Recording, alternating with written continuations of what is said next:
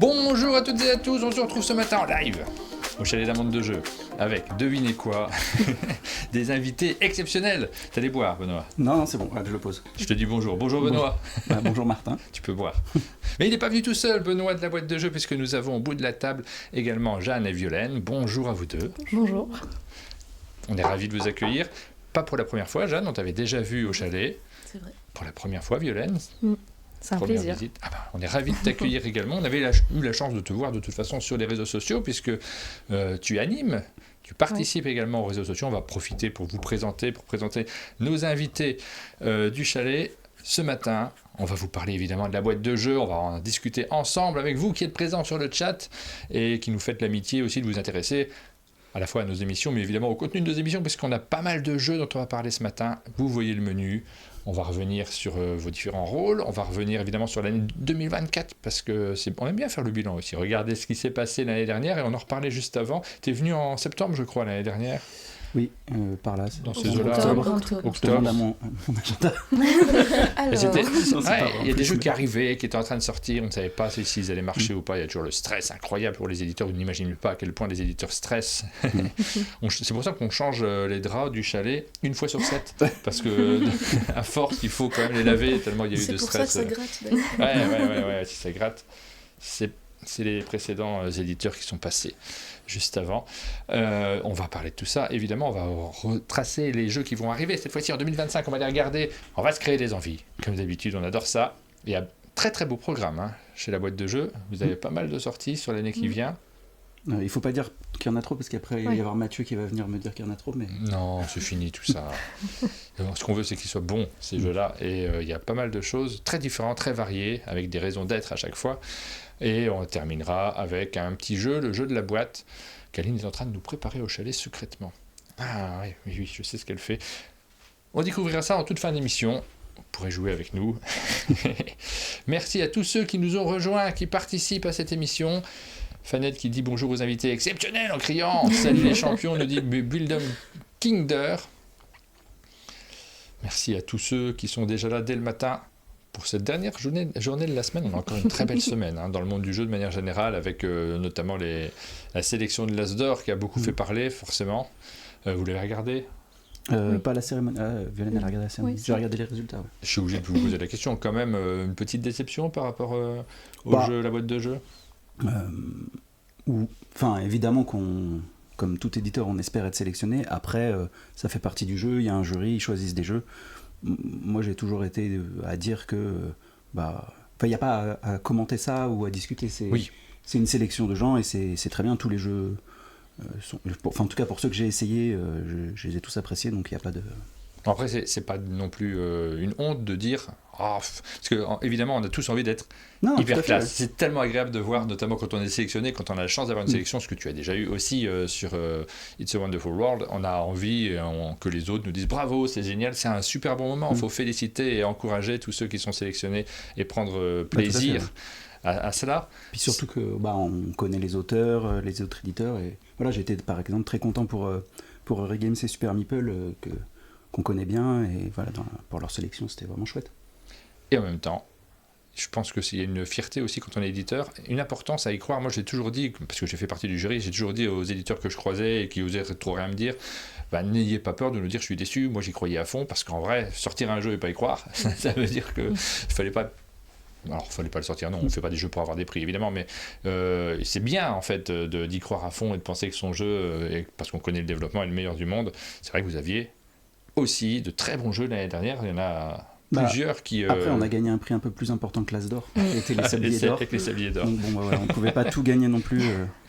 Un truc en or au moins. Voilà, un or. Voilà, c'est important de gagner des prix aussi, enfin c'est important, c'est agréable, c'est des bons moments, et c'est vrai que l'année dernière, vous avez, on va en reparler, de très jolis titres au catalogue. On va commencer par vous présenter un petit peu mieux. Benoît, on te connaît, tu es souvent ici au chalet, toujours avec plaisir, en ce qui nous concerne. On est ravis de te recevoir à chaque fois. Tu es le big boss de la boîte de jeux. Voilà, c'est ça. On va pas s'attarder. Le tyran en chef. Ouais, le tyran en chef. C'est combien d'employés chez la boîte de jeux? 67. 67, Non, c'est quand même une 7. grosse entreprise. 7. Ça fait un moment que ça bouge pas, ou c'est des choses La qui dernière évoluent? arrivée, c'est Violaine, et c'était il y a 1 an et demi. Ouais, 2 ans. 2 ans, je dirais. Ouais. Comme ça. Oui, c'est ça, t'as raison. C'était Ouais, donc ça bouge pas beaucoup après en fait. février, oui, 2 ans. Enfin, Ouais. ça fera bientôt 2 ans. Ouais. Oui, bientôt, en mars. Je vais rebouger mon câble. J'ai un câble des fois qui me fait des petits écrans noirs de d'une seconde. Ne vous inquiétez pas si vous voyez ça, c'est le problème de contact.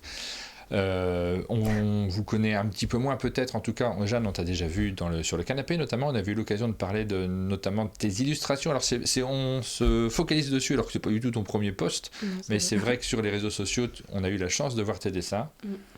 D'ailleurs je crois que tu te présentes chercher des photos pour faire la communication sur cette matinale. Oui, j'ai vu d'ailleurs, tiens, Berg me suit, c'est sympa. oui. Donc on a utilisé les dessins aussi. Je vous montre directement pour ceux qui ne se souviennent pas ou qui ne les ont pas vus, les illustrations que tu postes de temps en temps. Des archives, des différentes images. Alors celle-ci justement ça tombe bien, c'est sur Cannes. C'est sur Cannes, vrai. Mais ça marche sur Essonne aussi. Ça marche sur n'importe quel type de déplacement. Je crois que je ramène trop de prototypes, c'est ça? Oui. Donc tu fais du dessin, tu fais de la bande dessinée aussi, tu en postes régulièrement. C'est pas ton poste, hein, évidemment. Qu'est-ce que tu fais exactement sur la boîte de jeu? Du coup, à la boîte de jeu, je suis... le titre, c'est chef de projet graphique. Donc en fait, c'est... Au niveau des jeux, je m'occupe essentiellement de la partie graphique. Donc une fois que le jeu est assez avancé, je récupère tous les éléments et je m'occupe de tout ce qui est faire l'habillage, mettre en place les illustrations et rendre le jeu le plus joli et harmonieux possible, tout en le rendant quand même assez lisible pour que ça fonctionne. Et dépendamment du jeu et du besoin, des fois je fais des petites missions supplémentaires, donc je fais du suivi, contact usine, contact avec nos distributeurs, avec l'export, des choses comme ça. Un peu multicasquette en fait, hein, comme souvent, on est tous un peu couteau suisse dans le monde du jeu de manière générale, c'est difficile de faire un seul poste. Et j'imagine que tu te retrouves sur les tests de jeu, quand il y a bien de joueurs, ça marche comment ça? C'est bonjour, je veux jouer, et puis je peux. Et si on teste, il y a une légende à la boîte de jeu, si on teste un prototype et que c'est Jeanne qui gagne, c'est qu'on va pas le faire. Je suis désolée, tous les gens qui... tous les jeux qu'on a pas fait à cause de ça. Je les ai trouvés très bien, moi. Mais... Je précise que c'est une blague, hein, évidemment, c'est pas sérieux, ne le prenez pas au premier degré. Tout ce qui est graphisme et images, effectivement, ça passe par toi. Vous avez plein de dessinateurs différents, donc tu es le contact aussi vis-à-vis des dessinateurs ou pas forcément? Oui, en fait c'est dès que les différents choix ont été faits donc par soit parfois Benoît, parfois du coup Greg qui est aussi chef de projet, parfois Violaine aussi. En fait moi je me mets en contact avec ces personnes et dépendamment de comment le projet s'organise aussi, soit c'est moi directement qui suis en fait tout l'évolution, les contacts, qui m'occupe de faire des briefs en illustration aussi. Mais en fait ça diffère de projet en projet. Je pensais pas qu'il y avait autant d'employés chez la boîte de jeux, nous dit Tim Oreille. Oui, il y a du monde, c'est une boîte, il faut la faire tourner. Il y a pas mal de jeux en fait qui sortent, hein. C'est pas une toute petite boîte non plus. Finalement, vous êtes important dans le secteur ludique et forcément, il faut du monde pour réaliser ces différents jeux. Tiens, j'ai une question toute bête à propos de l'illustration parce qu'on parle très souvent des protos. On en a parlé avec l'illustration de Jeanne, justement. Question bête. Est-ce que vous recevez autant de propositions de dessinateurs? Est-ce qu'il y a des dessinateurs qui envoient des books régulièrement, qui vous les postent, qui se posent la question, qui ont envie de travailler dans le monde du jeu? On en reçoit moins que des propositions de jeux, de prototypes, mais on en reçoit quand même pas mal. Et est-ce qu'on... Alors on les regarde, mais c'est pas souvent que... C'est surtout en salon, presque. Plus les personnes viennent directement présenter leur book pour qu'on puisse le voir, parce que c'est aussi plus simple pour eux des fois. Et avoir en vrai un élément à montrer. Et discuter aussi de... mais c'est pareil pour les protos, en vrai. Tous les... Alors c'est bien de faire des emails et tout ça, mais en vrai les salons c'est vraiment un moment privilégié pour voir les gens, parce qu'il y a un échange, il y a une discussion, et c'est là où c'est plus simple en vrai. On peut tester le jeu, et pour les books on peut discuter des techniques, des temps de rendu, toutes ces choses-là, des envies de chacun. Et après les illustrateurs, il y a quand même le fait que on a quand même tendance à retravailler avec des gens quand ça s'est bien passé, ou parce qu'on a apprécié cette relation-là, ou on voit un jeu avec tel illustrateur, donc on se dit tiens c'est pas mal, ça pourrait aller, et on contacte. Donc c'est vrai que ça doit pas être simple de se faire une place, je pense, pour un illustrateur dans le monde du jeu. C'est vrai que c'est frappant parce que quand on regarde vos jeux, c'est le cas avec d'autres éditeurs aussi, vous avez vos auteurs maison, vos illustrateurs maison qu'on retrouve assez régulièrement. C'est pas rare qu'il y ait, alors parmi les auteurs, ce que je dois les citer, enfin, il y a du Johan Goupy, du Frédéric Grard, du Jérémy Ducré. C'est des auteurs qu'on voit assez régulièrement. Et pour les illustrateurs, c'est la même chose. Oui, on a beaucoup travaillé avec Anthony Wolf, notamment. Là, on en est au 3e jeu avec Miguel Coimbra. Ouais. Voilà, il y a des Jib aussi. Des gens avec qui ça se passe bien, tout simplement. C'est aussi ça Cyril Bertin. Le plaisir de travailler avec les mêmes. Et pour toi, Benoît, c'est un métier qui est tellement pluriel, le jeu de société. Il y a tellement de choses et de fils différents que je m'imagine des choses qu'on aime bien, des choses qu'on aime moins également. L'illustration, t'aimes bien ça, choisir, recevoir des projets, de te projeter? Non, pas du tout. Je déteste. Alors, quand j'ai commencé ce métier-là, il y a 10 ans, un peu plus de 10 ans, c'était super. Ouais. Je me disais, j'ai mon projet, de le mettre en illustration, de choisir. Maintenant, avec le temps, je me rends compte que j'ai pas eu de plus-value là-dessus, que je sais pas forcément choisir le cadrage, le rêve qu'il faudrait, que quand ça me va, y a pas de problème, mais quand ça me va pas, j'arrive pas bien à exprimer pourquoi, que faire les retours, et je suis vraiment... Enfin, je pense que c'est vraiment pas mon point fort, et ça me passionne pas. D'accord. D'autant qu'après, en fait... Moi, je trouve qu'il faut que l'illustration, elle me plaise pas à moi, mais en fait, elle corresponde au jeu et qu'elle aille vers le public. Et des fois, ça matche pas parce que j'ai un style que j'aime bien, qui va être en gros c'est pour ça qu'on travaille beaucoup avec lui, mais j'aime beaucoup le style d'Anthony Wolf. Ouais. Et du coup, ça correspond pas à tous les jeux. Donc après, voilà. Donc voilà, c'est pas la partie où je me sens le plus à l'aise. Et aujourd'hui, je la fais beaucoup moins qu'avant. C'est souvent Greg qui l'a fait, ou après, là sur les projets qu'elle suit, c'est Jeanne. Enfin voilà. C'est intéressant en fait ce retour-là, parce que nous on s'imagine, vu de l'extérieur, en tout cas des personnes qui ne sont pas auteurs ou éditeurs de jeux, s'imaginent que c'est le kiff choisir c'est le kiff, c'est génial de pouvoir avoir son avis sur tout. Et moi je trouve que c'est plutôt une preuve d'intelligence de dire en tout cas, mais je suis peut-être pas bon en tout, il y a des aspects qui sont rigolos, mais être bon en tout, c'est pas si simple. Et dans une boîte déléguée, partager aussi ces tâches-là, c'est peut-être une bonne chose. Moi, je le dis souvent, je suis pas très bon en tout, et notamment en comptabilité. Je n'ai pas de problème à le dire. Et déléguer, oui, ça permet de faire les choses un petit peu mieux. Il y a Plessis qui nous demande, je vois le commentaire, c'est quoi vos jeux préférés et pourquoi c'est Cerbère? On reviendra sur Cerbère au moment de faire le listing des jeux sortis en 2024. C'est mon jeu préféré Cerbère. De la boîte de jeux, ouais. C'est du vrai ou c'est d'ironie? Non, c'est du très très faux. Je le déteste. Oh, carrément. On n'a pas le droit de dire ça. Non, je l'adore. Ah, là c'est bien ça. Violaine, tu as pris la parole. Qu'est-ce que tu fais exactement sur la boîte de jeu? Je suis devenue très récemment chef de projet à la boîte de jeu. Je commence... j'ai pris en charge la nouvelle gamme de jeux narratifs qu'on va sortir à partir de septembre. Et je fais aussi toute la communication sur nos réseaux sociaux, création de contenu.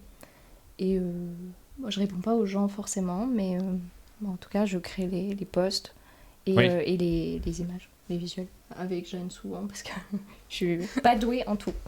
Ah, vous partagez tout ce que Benoît déteste. Je résume les choses un peu. Si, que le chef de projet, quand même, je crois que tu apprécies un peu malgré tout. Mais la communication, tu m'as déjà dit, c'est pas ce que tu préfères, c'est pas un secret absolu. Et c'est là que c'est chouette de pouvoir se partager les tâches, les rôles. Ça représente une grosse part de ton boulot, la com? Oui, quand même, pas mal. Parce qu'il y a plein de choses maintenant. Souvent, on se pose la question, mais ça consiste en quoi faire une bonne com sur un jeu? Il y a tellement de choses à faire. C'est assez difficile. Déjà, je fais un planning au mois. Ouais. Je programme toutes mes publications un mois à l'avance. Et c'est trouver des idées un peu originales pour parler du jeu. Et essayer de pas faire... Je sais pas comment expliquer, mais... que les gens gardent en tête nos jeux. En ayant un ton, c'est pas simple. Et c'est marrant ce truc de publication, parce que c'est vrai que depuis que Violaine elle a repris cette partie-là, on avait des publications parfois un peu erratiques, parce que en fait ça arrivait en bout de course de tout le monde en vrai. Quand on avait le temps, on faisait Donc là maintenant on a des publications journalières. Sur Instagram, sur Facebook, bientôt sur TikTok. Non. Il faut jamais dire non. Et c'est vrai que c'est un vrai travail de réfléchir à pas se répéter, à quel angle on aborde le sujet. Et il y a ce truc de se dire celle-là elle a bien marché, celle-là elle a pas marché, pourquoi Oui. Ça a l'air simple. Enfin, je pense que quand on le fait pas, on se dit ah oui, bah c'est juste faire des posts réseaux sociaux, mais en vrai, c'est pour en faire tous les jours, il faut vraiment bien anticiper. Juste écrire 4 phrases, ça me prend 1 heure parce que il faut trouver les bons mots pour parler du jeu. Non, c'est un travail assez lourd. Découvrir après quelqu'un pour qu'il fasse des carnets d'auteur. Pour qu'il fasse son carnet d'auteur pendant 1 mois. Le scénariste. Oui, c'était moi. Oui, 1 mois. Il y a des post-it. C'est vrai que c'est compliqué dans la mesure où on a tous tendance à penser que les réseaux sociaux, on a un regard en tout cas qui est personnel. On peut en avoir son propre réseau social sur lequel on va poster ses images sans se poser trop de questions. Mais là, on ne parle pas pour soi, on parle pour une boîte avec la mission de développer une image. Et cet aspect-là, forcément, ça peut être épuisant parce qu'il faut se renouveler en permanence. Mais oui, bravo à ceux qui le font en tout cas, parce que c'est un métier qui se réinvente en permanence. Si vous avez une bonne façon de faire, en général, c'est qu'elle est déjà obsolète. Si vous dites ça c'est cool, ça marche bien, c'est qu'il faut déjà passer à autre chose parce que tout le monde va le faire. C'est un casse-tête permanent. Là-dessus aussi, nous, on est très très mauvais. Sur un monde de jeu, enfin très très mauvais. On fait assez peu, Aline et moi, les réseaux sociaux, on fait le minimum. Mais il faudrait faire plus. Vous êtes les meilleurs de Diplexix, sauf quand vous ne me faites pas jouer à Wizard's Cup. On va parler de Wizard's Cup. Les gens insistent pour voir les jeux de 2024. Alors c'est parti, les gens. On va en parler des jeux qui sont parus l'année dernière. On en a quelques-uns derrière nous. On a 2-3 images aussi. On va faire le bilan de ce qui est sorti en 2024, évidemment. Backstories. Backstories, avec les 2 boîtes de Backstories. Le succès planétaire sur ce jeu. Nommé à l'As d'Or, non. Ouais. Je suis en train de voir que... Attendez, il n'est pas nommé à l'As d'Or. Il est gagnant des Sabliers d'Or. C'est une catastrophe qu'il ne soit pas nommé à l'As d'Or. Mais je plaisante, c'était vraiment pour rebondir. Oui, Backstories, le jeu qui a remporté le Sablier d'Or. Très gros succès. J'en ai pas pris les boîtes de Backstories. Il y en a un petit peu partout. Une ici, mais... Tu en vois une d'ici. Oui. Est-ce que je vais la chercher? On a celle-là. On a. Elle est moins colorée. Elle est moins colorée, mais ça, c'est la 3e boîte qui va arriver. Justement, on en parle après sur les 2025. 2 boîtes sont déjà sorties. Je remonte l'image. J'essaie d'enlever mon menu parce que là, il y a mes icônes. C'est pas très intéressant. Il n'y a pas d'informations secrètes, mais hop. Est-ce que je peux enlever ça? J'ai mal cadré mon écran. Voilà, tout va bien. C'est secret, mes icônes. Vous ne devez pas savoir que j'ai mon adresse Gmail est disponible. Voilà. Oh, ça a tout cassé. Ah, ça a recassé. Voilà, je commente quelqu'un qui essaie de redimensionner une fenêtre avec énormément de talent. Première boîte, c'était Seul sur la glace. Sous la glace. Sous la glace.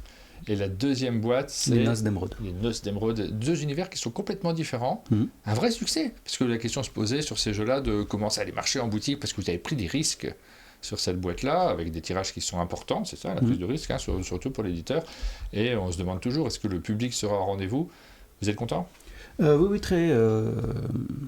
Seul sous la glace a très bien marché. Les Noces d'Émeraude, là, il est sorti début décembre ou tout fin novembre. Et on a fait des belles ventes alors que c'est quand même tard pour Noël. Voilà. Donc vraiment très chouette. Et à l'export, en tout cas la première boîte a très bien marché. La 2e, on a commencé très légèrement en fin d'année, mais en vrai ça va être là début d'année. Puis sur Cannes, je pense qu'il va être aussi autour des événements de Cannes. C'est un jeu qui va être suivi. Vous avez une boutique sur Cannes? Non, on ne fait pas de boutique sur notre stand. Ouais. Et souvent en plus sur les stands de Cannes, on présente vraiment 1 ou 2 projets. Et c'est vraiment les projets qui arrivent... derrière plutôt en annonce. Parce que après un jeu comme Backstories, la difficulté sur un salon c'est de le faire jouer. C'est un jeu qui avant de commencer n'a pas vraiment de présence sur table puisqu'on joue avec la boîte après quand on a déployé ses cartes et tout, mais donc on peut pas le spoiler. Et puis les gens ils veulent pas y jouer sur salon parce que ils veulent pas, c'est bruyant, il faut lire et ils veulent pas se spoiler l'histoire. Soit ils vont le faire tout seul chez eux, soit ils ont pas envie en fait de commencer et de ne pas finir et d'avoir la frustration de se dire j'ai pas eu toute l'expérience alors que ça m'intéressait, ou alors oui j'ai eu un petit bout et je me rends compte que ça ne me plaît pas. C'est ça aussi qui est c'est un défi de ASM, on avait fait des tables de présentation, on avait fait tout un système pour couper le scénario à un moment. Ça avait marché, mais on sentait quand même que c'était pas forcément le type de jeu qui était simple à faire tourner sur salon. Voilà. Idiritor, c'est sorti également l'année dernière. Oui. Alors ça, c'est une localisation. Tout à fait. Une localisation. Donc on avait une marque de localisation Fearless Frog qui fait une ou 0 localisation par an. Et donc on avait fait Inheritors, qui est un jeu de cartes et de collection en gros. Voilà, c'était sorti en août. Fin août. Fin août, ouais. À la rentrée. Voilà. Ça fait partie. L'année d'avant, on avait fait Foxy, qui avait très bien marché. Très bien marché. Ouais. Voilà. Et là, cette année, on n'en a pas. Pas de localisation cette année? Non. Bah, vous êtes les meilleurs, donc quel intérêt de localiser les jeux autres, franchement. Mais en vrai, c'est parce qu'on cherche pas absolument. C'est quand on a une occasion ou un truc. Vraiment, c'est des jeux intéressants aussi, des fois, qui arrivent comme ça. Tu dis, ah ben tiens. Oui, c'est plus à l'envie que parce qu'il faut faire quelque chose, quoi. Puis des fois, c'est aussi, est-ce qu'on va réussir à le porter? Dans le sens où, est-ce que c'est vraiment des choses qu'on est habitué à faire ou pas? Soit en termes de type de jeu, soit en termes parfois de matériel aussi. Est-ce que c'est réfléchir à ce que le temps qu'on va y passer va être bénéfique à la suite? Mais il y a un truc de rentabilité, il faut reconnaître sur les localisations. Qu'on aime bien le jeu ou pas, en fait. Des fois, il faut... On a Damien qui nous demande si un salon comme Cannes, ça vaut pas le coup d'avoir des cartes promo, des choses comme ça sur un jeu tel que Backstory. Mais si vous n'avez pas de boutique, ça limite un peu. Alors, les cartes promo, déjà, c'est très compliqué sur un jeu narratif comme ça, en vrai.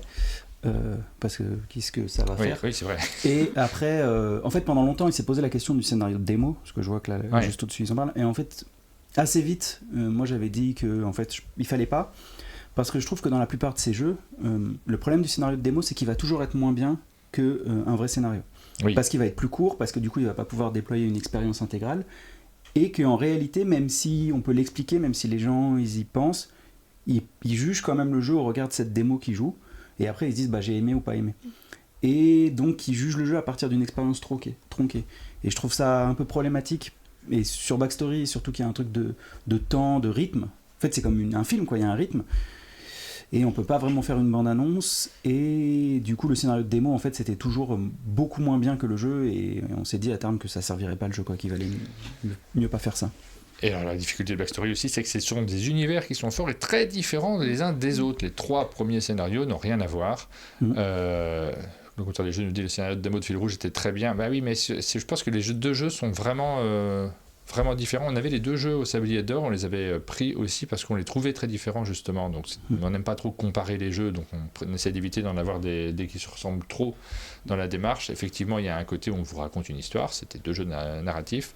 Mais Fil Rouge ne se joue pas du tout pareil. Enfin, il y a une mécanique de jeu qui est très différente de celle de Backstory qui vous raconte d'où vous êtes acteur de l'histoire. Donc, c'est pas la même chose.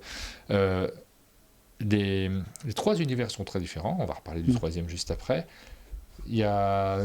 Si je pourrais faire un scénario de démo avec de l'humour ou n'importe quoi, peut-être ça n'aurait pas donné la bonne image de ce qu'est Backstory de manière générale. Puis j'avais essayé, mais à chaque fois, en fait, quand on arrivait au bout, je me rendais compte que les gens qui avaient jamais joué à Backstories, ils étaient un peu OK, c'est que ça, entre guillemets, et les gens qui avaient joué, ils s'y retrouvaient pas forcément. Donc j'avais l'impression que ça touchait pas vraiment ça faisait pas vraiment ce que ça devait faire, et autant laisser vraiment la vraie expérience aux joueurs, quoi.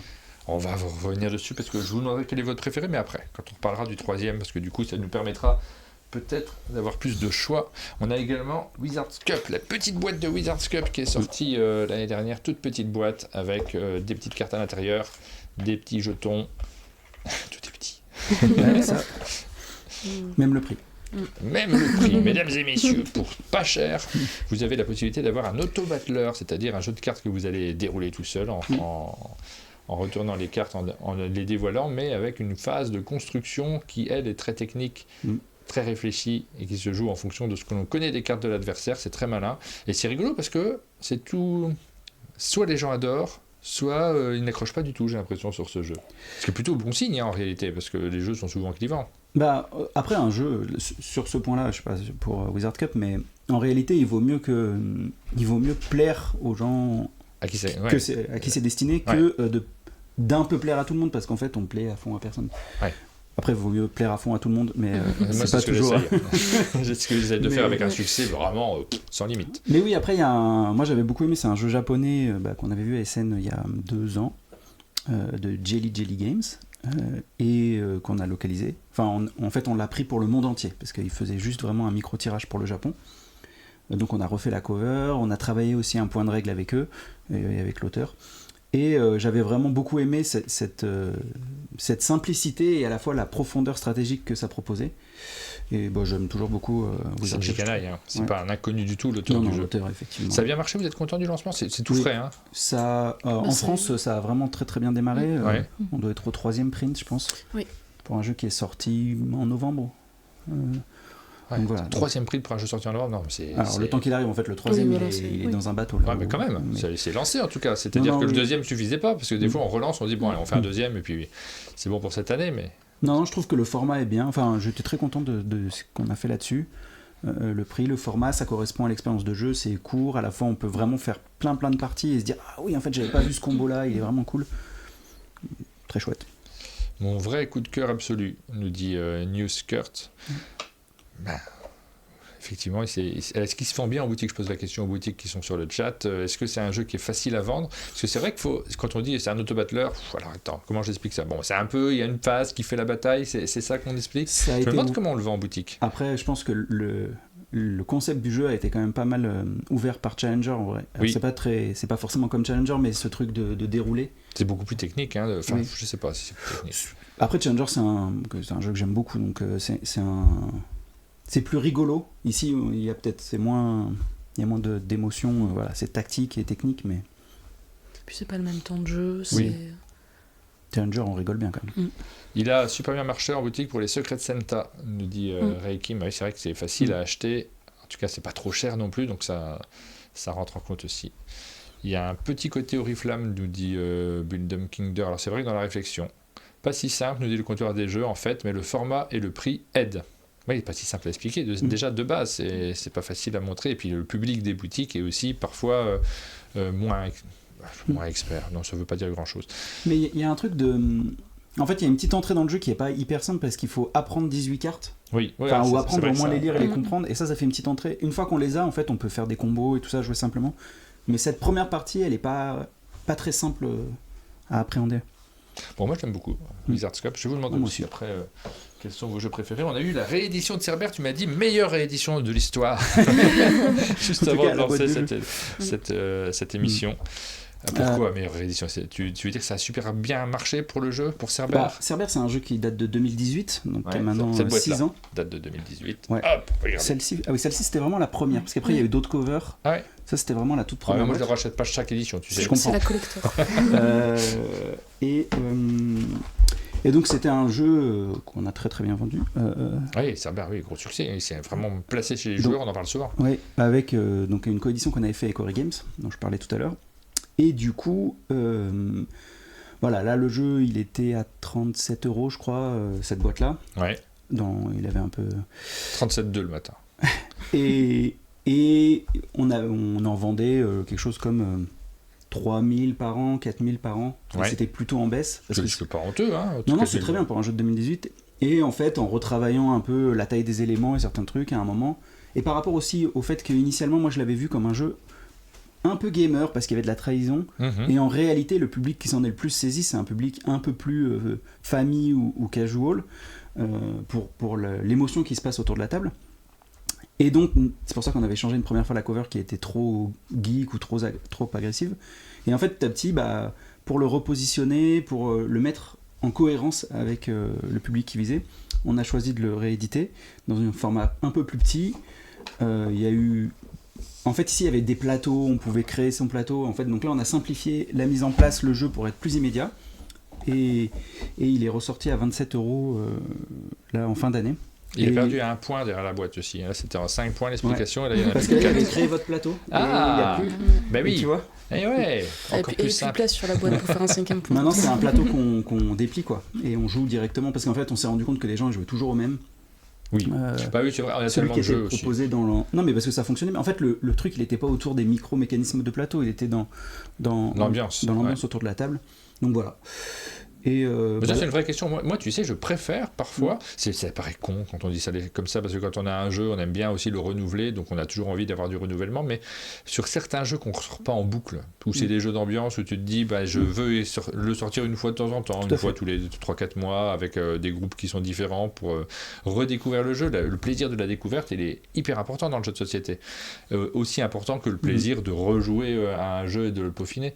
J'aime bien la facilité d'accès, le fait d'avoir une mise en place parfois où tu dois réfléchir, comment je fais, c'est quoi ces plateaux, c'est quoi déjà, je me souviens plus, bon, je vais relire la règle. Ça, parfois j'ai pas envie de ça. Et je l'ai beaucoup vécu sur les KS. Mais je pense qu'entre ça et ça, il y a une expérience d'éditeur en fait, qui se passe en réalité. Entre faire ça qui correspond plus à mon range de jeu à moi initié, avec plein d'effets et de la rejouabilité, et faire ça qui correspond en réalité plus à ce que le projet doit être par rapport au public qui vise. Sur le format de la boîte, sur la taille, sur le visuel de couverture, sur la mise en place. Voilà. C'est le même jeu, mais mieux adapté. Réfléchi, il a vécu et il a le droit de continuer à vivre. C'est ça qui est chouette. Le jeu presque coopératif, c'est le sous-titre. Vous avez pu rajouter un sous-titre qui raconte le jeu. C'est le genre de phrase que je dis en début de partie, moi, quand je joue à plein de jeux comme Deep Sea Aventure. Je ne sais pas si vous connaissez ce jeu. Ah, avec le sous-marin ? Ouais. Je présente toujours en disant on va faire un petit jeu coopératif. C'est pas du tout coopératif, mais les gens le découvrent au cours de partie. Oh non, vous êtes noyés. On n'a pas bien joué ensemble. Hein. Voilà. Cerbère rentre dans cette catégorie-là également. Donc tu m'as dit ça a bien relancé les ventes. Oui, là en fait on a fait fin d'année ce qu'on faisait sur une année. En fin d'année. Puisqu'il est sorti en fin novembre. Fin novembre. Ah ouais. Donc il a fait les 5000 ventes en un mois. C'est un beau mois, le mois de décembre, mais quand même, malgré tout, c'est une bonne nouvelle. Novembre, décembre, janvier, là, on a fait. C'est chouette. C'est chouette de voir aussi qu'on peut rééditer un jeu, parce que c'est un travail, ça aussi. Il faut le valoriser, cette réédition. Il ne faut pas que les ventes restent identiques, sinon c'est du temps perdu, d'une certaine manière. Bravo. Mais après, c'est important, quand on a des titres, je trouve, de les faire vivre aussi, et de ne pas tout le temps faire de la nouveauté. Enfin, on fait des nouveautés, mais de continuer à faire vivre des jeux quand ils fonctionnent, c'est important, quoi. Quel est votre jeu préféré de 2024 ? Si on a fait le tour des sorties de 2024, là, quel est celui auquel vous êtes le plus attaché ? Vous pouvez nous dire sur le chat si vous avez un avis, bien entendu, mais on a déjà vu, puis vous ? Moi, évidemment, c'est Backstories, mais parce que j'ai fait les scénarios, j'ai été co-scénariste, etc. Donc voilà, forcément, c'est Backstories. Jeanne ? Moi, c'est Wizard's Cup. Wizard's Cup même constat, c'était un petit peu mon projet aussi, donc c'était toujours super sympa. C'est du coup la première fois aussi que j'avais travaillé sur refaire une couverture, parce que du coup quand on l'a récupéré, on a décidé de changer le design de la cover, d'illustration, donc c'était une expérience intéressante à faire pour ça, et puis même je l'aime beaucoup, je le trouve très drôle.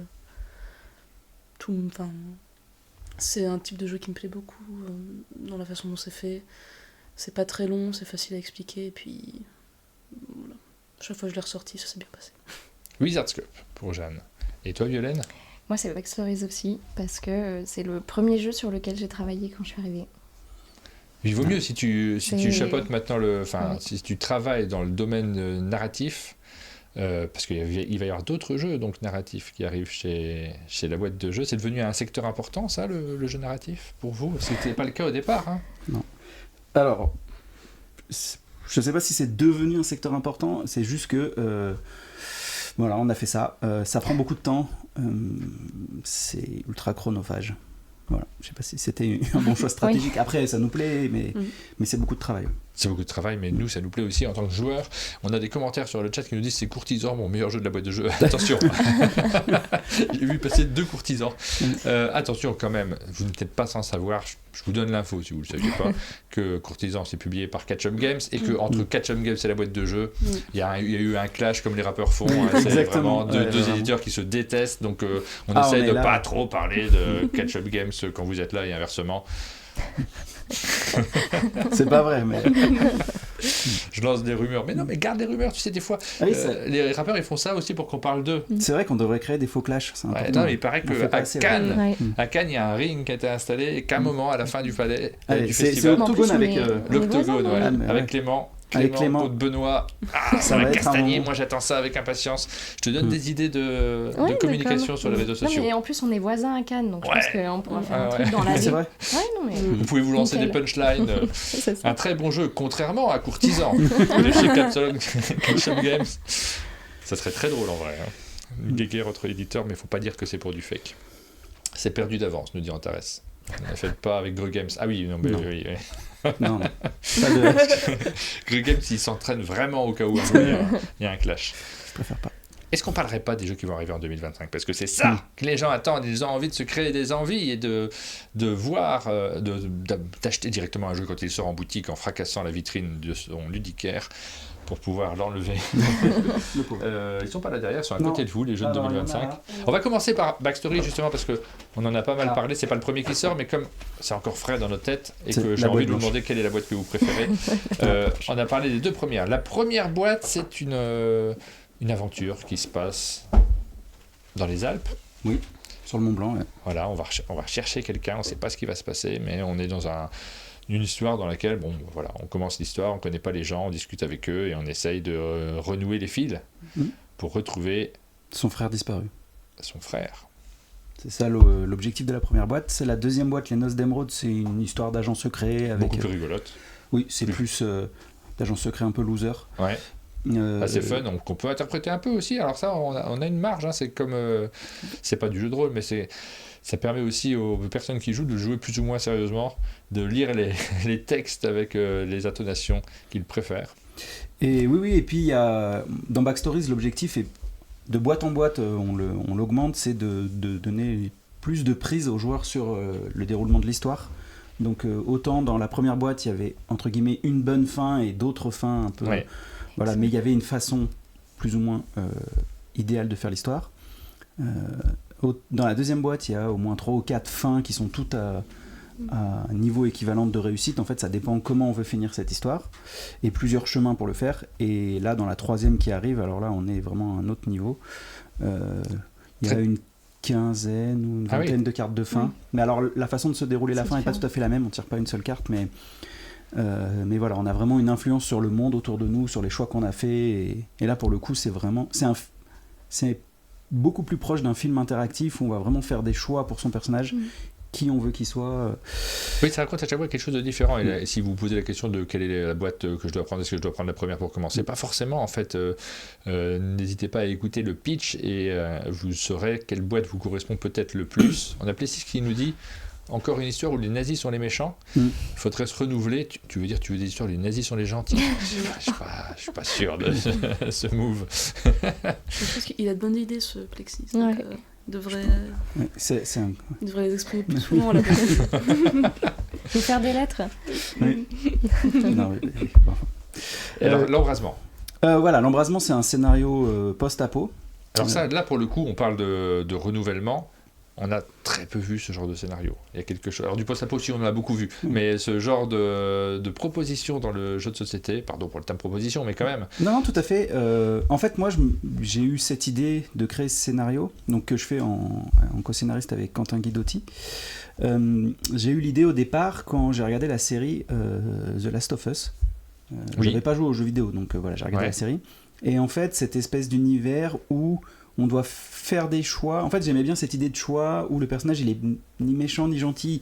Oui. À un moment, il fait des choix pour lui. Il y en a qui sont égoïstes, il y en a qui sont altruistes et on essaye de survivre. Et donc, c'est le parti pris du scénario qui est de proposer des choix moraux aux joueurs et qui pèsent en fait ce qu'il est prêt à sacrifier ou pas pour l'objectif qui est dans le jeu. Et voilà, et les parties sont vraiment hyper intéressantes. Moi je trouve de voir jouer les gens, les débats qui se créent autour de la table, il y a vraiment des moments où... Oui, il se passe des choses là, on se raconte des trucs, vous allez être... Là pour le coup, autant les deux premiers ils étaient 10+, ou 12+, mais c'était quand même accessible à jouer avec des enfants. Ici je trouve que les choix proposés, alors il n'y a rien de gore ou quoi, mais les choix proposés ils sont pas très accessibles à des enfants en termes de ce que ça implique. Je trouve qu'il faut un recul d'adulte pour se dire ça c'est pas ok, enfin après on peut les faire quand même, hein. Et il n'y a pas de jugement moral du coup je trouve sur le scénario, c'est vraiment on est dans un monde, il est moche, les choix ils sont moches, Et il faudra les prendre quand même. Il va falloir prendre des mauvais choix. C'est toi en jouant qui te juge toi-même presque. Oui, c'est ça. C'est ce que tu es prêt à sacrifier ou pas. Et ça, c'est assez dingue parce qu'on a assez peu. Souvent, les jeux sont un peu moralisateurs d'une manière générale avec fallait faire ça. Et tu te dis, oui, ok, d'accord, comme d'habitude. On a Séverine qui nous dit, j'ai adoré Ella et l'éclat de la montagne. Est-ce que c'est un jeu dans le même style? Alors, pas vraiment, non. Mais par contre, effectivement, vous allez tirer des cordes sensibles qui ne sont pas celles qu'on trouve habituellement dans les jeux de société. Oui, alors, et pour le coup, moi j'ai 2 axes quand on fait les backstories, c'est que le joueur il soit vraiment actif, c'est-à-dire que en fait le jeu essaye pas de le faire aller quelque part, ce qui est des fois le cas des jeux narratifs, c'est que le jeu a écrit l'histoire et il te dit c'est par là, donc il faut que tu y ailles, et souvent c'est vrai qu'il te fait jouer un côté gentil. Moi, l'axe vers lequel on tend, c'est de dire au joueur, en fait, qui vous voulez être dans cette histoire. Alors il y a un univers, il y a une contrainte, mais à un moment, si on prend les Noces d'Émeraude, j'avais déjà commencé, mais très très vite, si on veut poignarder un mec dans une soirée, on peut poignarder un mec dans une soirée. Est-ce que c'était vraiment la meilleure façon d'arriver à la fin de son histoire? Peut-être pas, mais en tout cas, le jeu, lui, il dit pas non. Il dit pas, non, là, t'as pas le droit. Et donc, on a la contrainte du matériel, mais le but, c'est de laisser le plus de liberté possible dans le cadre qui est offert pour que les joueurs ils puissent vraiment tenter. Et pour le coup, souvent... Ce qui est presque dommage, c'est que la première fois qu'ils jouent au jeu, les gens ils se disent on va essayer de faire ce que le jeu il veut qu'on fasse, mais le jeu il veut rien, lui il ouvre des portes, et enfin il propose des portes et il dit mais vas-y fais vraiment ce que tu veux, et il va répondre à ça. Et c'est ça qui est vraiment nouveau, parce que la plupart du temps dans les jeux narratifs tu sens qu'il y a une ligne et on est habitué à ça et on a tendance à vouloir du coup faire la même chose par mimétisme, mais là c'est pas le cas. Ce scénario-là est sensiblement différent des 2 premiers dans la mesure où le premier est un peu neutre en termes de moralité. Enfin, on joue de manière...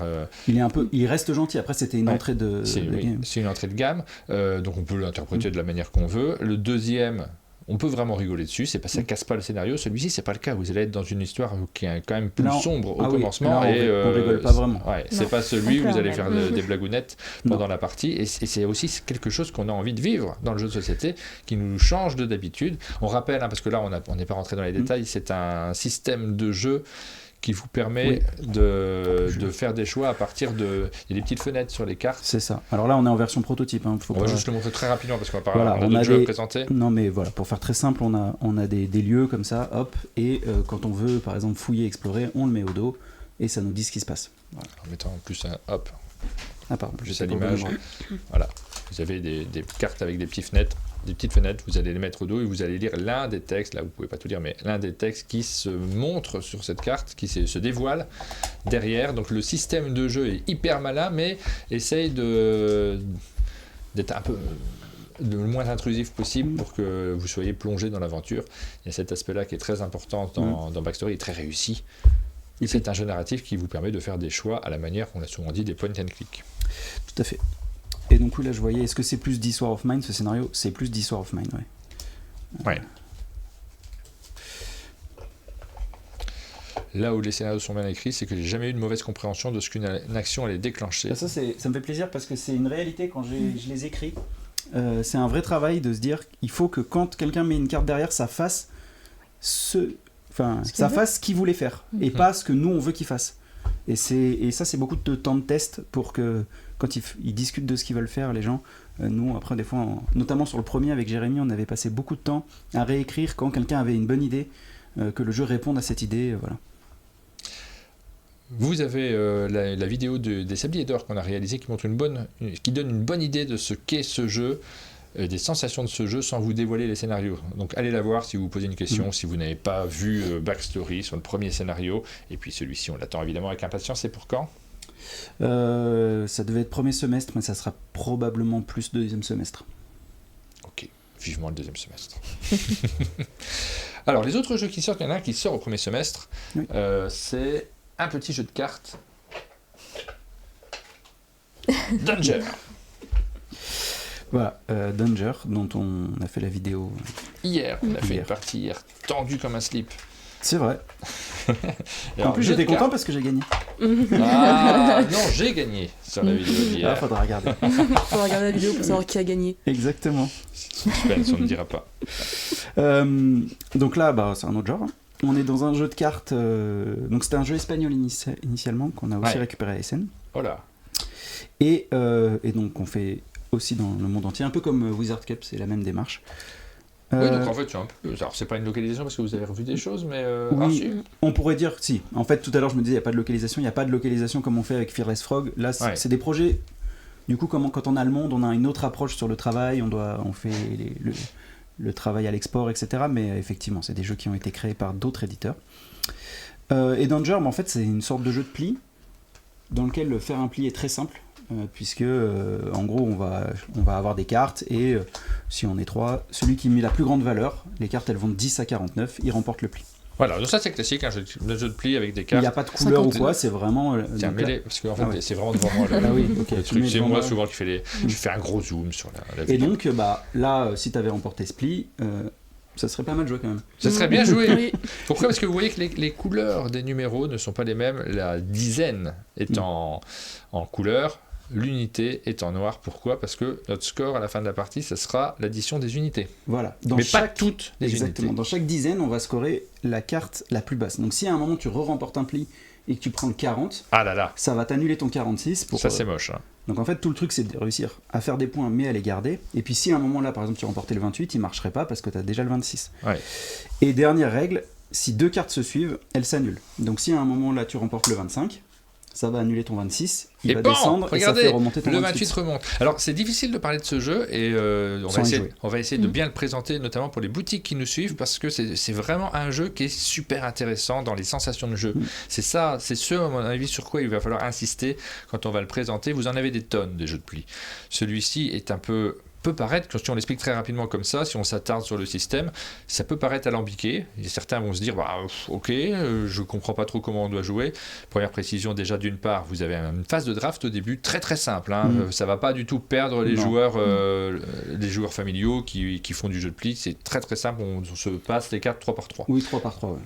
Mais qui permet d'avoir une vision de ce qu'il y a en jeu et de potentiellement ce que peut avoir comme carte votre voisin. Vous allez peut-être pas trop le prendre en compte sur votre première partie, mais après ça va vous donner des petits indices. Ce sur quoi il faut insister, c'est la sensation de jeu en fait. C'est le fait qu'à un moment, on est ravi qu'un autre joueur prenne un pli, parce que dedans, il y a des cartes avec des zéros, ça veut lui pourrir ses colonnes, et ça déclenche vraiment des fous rires.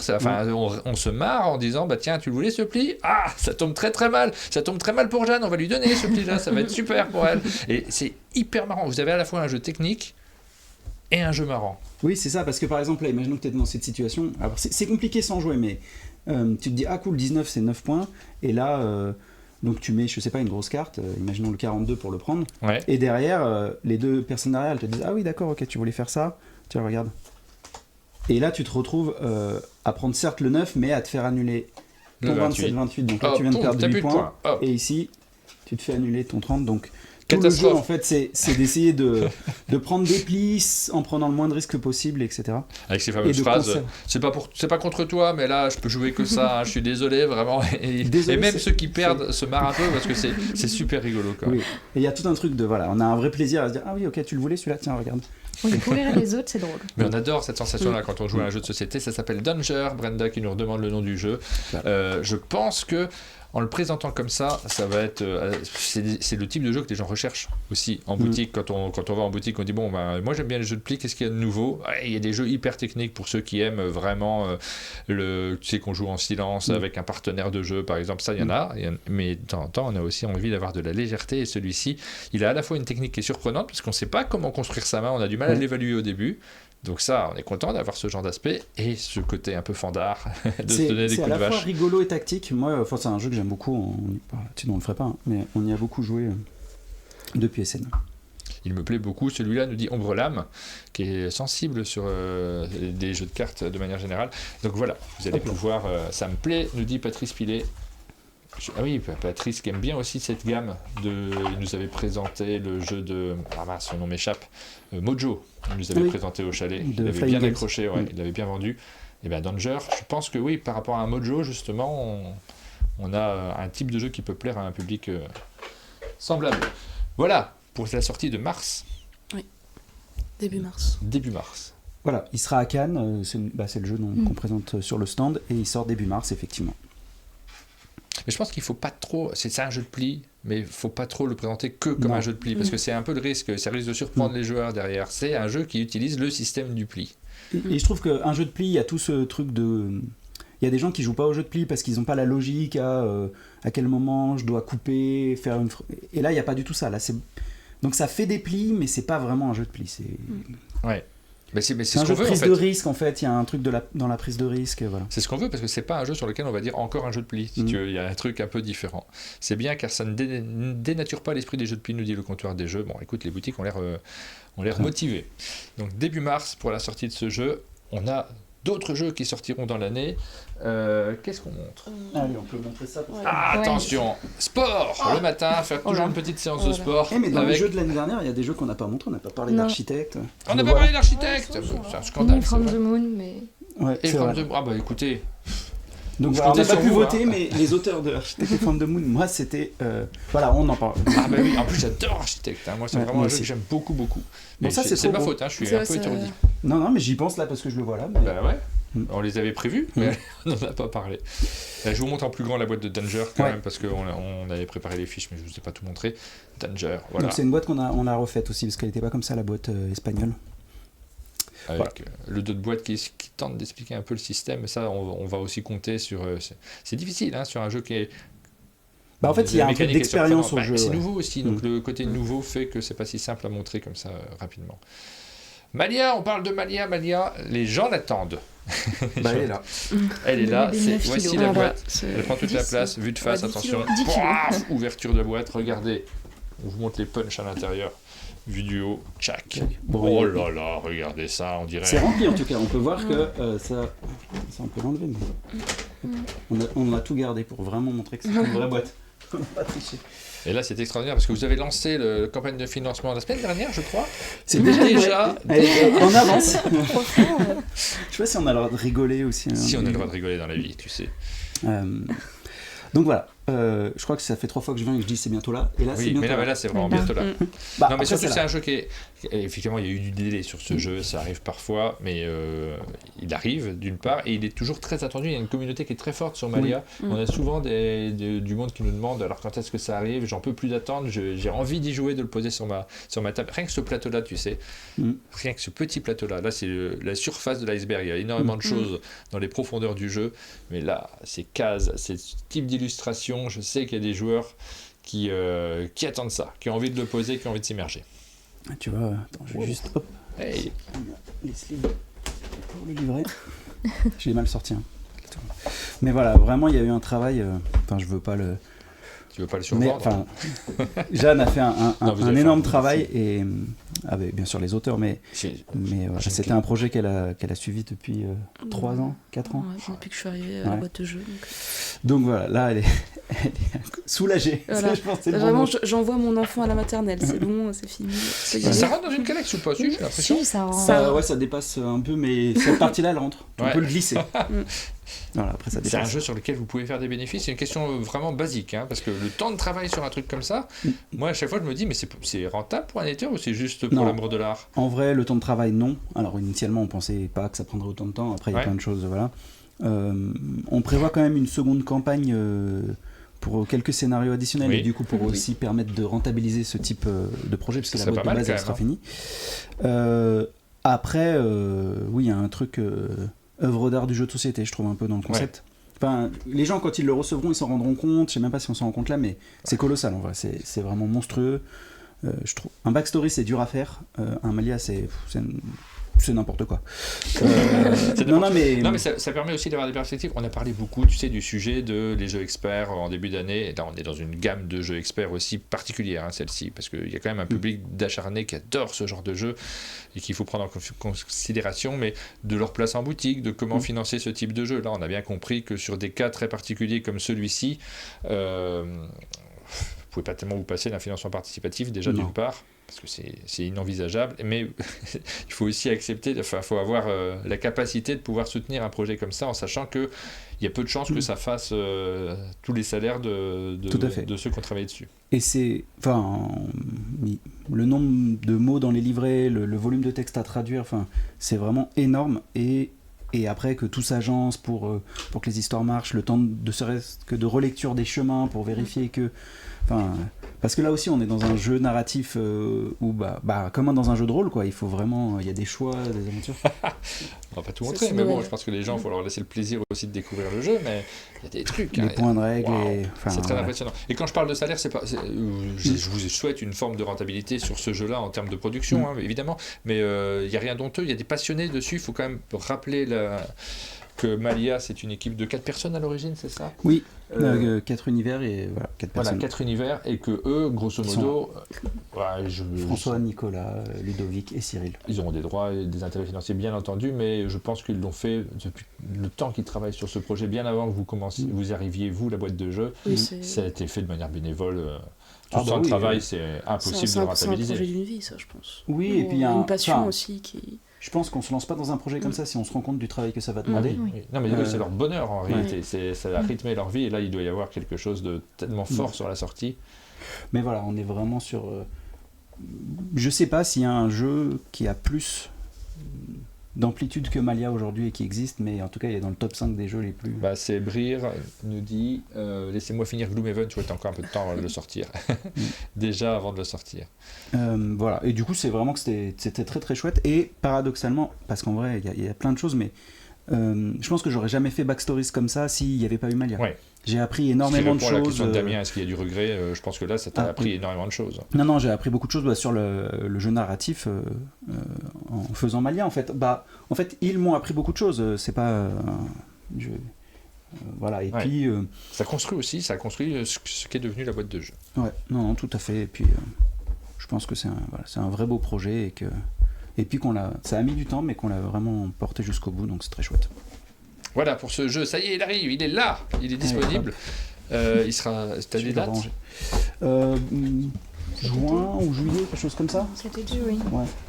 Pour les vacances d'été. Ouais. Voilà. Vous pourrez le mettre dans votre coffre. Il fait moitié jeu, moitié marchepied pour Caravan. Mais je crois qu'en période de route gelée, c'est bien d'avoir sur les roues arrière un contrepoids. Voilà pour Malia. Ça fait les muscles un peu. Hein. Oui. Est-ce que c'est tout pour les sorties de l'année ? Non, c'est pas tout, mesdames et messieurs. Vous en vouliez plus ? On en a encore à vous présenter. Alors après, on a que les protos, je crois. Ouais, on a que les protos. Alors, des protos, ça sera un peu plus tard dans l'année, mais nous, on a peut-être des visuels. On va pouvoir vous parler de Moonlight, par exemple, qui arrive plus tard et qui est un jeu qui est signé par Thomas Favrelière, qu'on connaît bien, mais également Alexandre Aguilar, illustré par Noémie Chevalier. On voit de très belles illustrations. Là, on est aussi sur du jeu de cartes.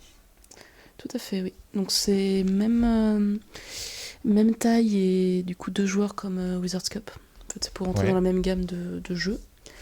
Donc, 2 joueurs où on incarne une meute de loups. Et le principe du jeu, c'est de gagner le plus de territoire possible par rapport à son adversaire pour sa meute, en fait. Et donc, on joue avec les mêmes 11 cartes, c'est juste la couleur qui change.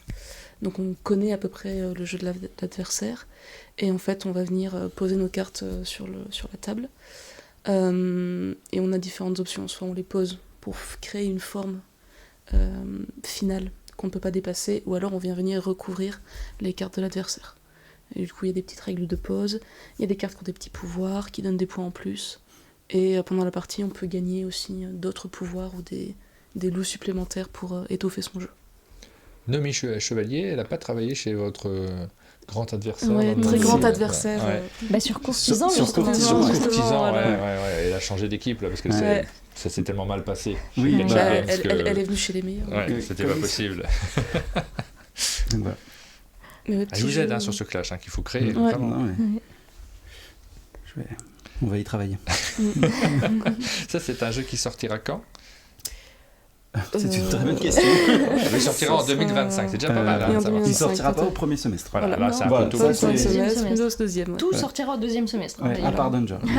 Parce qu'il est en cours de finalisation, on va dire. Donc c'est régler les derniers détails. Il n'est pas en production encore. Voilà, pas encore en production. Donc pas jouable à Cannes. Non. Trop tôt pour Moonlight, mais voilà, vous avez une annonce, je sais pas je crois pas qu'on en avait entendu parler avant, celui-ci. Non, je crois pas qu'on en ait parlé jusque-là. Non. Il faut un jingle, je vais vous préparer avant-première. Un jingle avant-première, pam pam pam, vous l'avez vu nulle part ailleurs. Voilà pour ce jeu Backstory. On en a parlé de l'embrasement, on vous a montré la boîte blanche, j'aurais pu vous montrer à ce moment-là la boîte colorée, très jolie boîte. C'est un format de boîte que j'aime bien, moi je trouve ça sympa quand un jeu crée sa gamme. J'aime beaucoup, enfin ça s'est créé comme ça, il y a eu un travail avec Cyril Bertin, l'illustrateur du premier et de celui-là aussi, et des idées comme ça qui sont nées, mais je trouve que le format de boîte et le concept de gamme, je l'aime beaucoup là avec la double impression et la boîte creusée. Et celle-ci, je l'aime tout particulièrement. Ouais. Ensuite, alors, est-ce qu'on se parlerait pas un petit peu de Shifters ? En 2025, c'est un projet qui va arriver. On l'a évoqué hier dans les actus ludiques, puisqu'on a vu les premières annonces sur ce projet-là. On est sur un financement participatif. Tout à fait. Donc là, on est sur un jeu sur KS qui sera sur KS autour d'avril. Il sera testable à Cannes cette année dans une version quasi définitive. On est sur un format très particulier de jeu qui est un 1-2 joueurs. Ouais. Donc c'est un jeu de Jean-Philippe Sahu. Salut. Et en fait, c'est une sorte de... L'idée initiale, c'est une sorte de roguelike. Ouais. Donc c'est-à-dire où dans les roguelikes, on joue et puis on perd, on recommence avec plus de choses. Sauf qu'au bout d'un moment, en fait, en créant le jeu, on s'est rendu compte que c'était pas marrant on trouvait ça pas marrant de perdre pour recommencer et de refaire tout le temps pareil. Donc en fait, on fait que avancer, mais il y a cette idée de roguelike dans le sens où on va pouvoir modifier son jeu en cours de partie et donc améliorer son deck, parce que c'est un jeu de cartes. Et en fait, on a des niveaux en quelque sorte, donc en fait, on a des mondes à parcourir. Et à chaque monde, on réinitialise son plateau. Mais c'est quand même un nouveau monde, on fait que avancer. Mais il y a des réinitialisations, et si on a bien récupéré les bonnes cartes, on est un peu plus fort pour démarrer le prochain monde. Ouais. Et il y aurait combien de mondes à l'intérieur ? Sur la boîte KS, il y a 1, 2, 3, 4, 5, 7, si je dis pas de bêtises, ou 8. Et parce qu'en fait, il y a des choix. Et c'est sur énorme. La boîte boutique... Ça me paraît énorme, 8 déjà. En fait, on ne fait pas les 8. Sur une partie, on en fait 5 en gros. Voilà. Et on a des choix de pouvoir choisir si on veut aller là ou là. Et sur la boîte boutique, il n'y aura un seul chemin, donc les 5. Voilà. Mais on est quand même en boutique, on est sur un prix qui n'est pas non plus hyper élevé, puisqu'aujourd'hui, on est entre... Alors, on est encore en train de finaliser, mais au gros, autour de 35 €. Peut-être 30, voilà. Et c'est un jeu avec une mécanique très originale, en tout cas moi je l'ai jamais vu, qui va avec le nom. En fait, on va shifter ses cartes.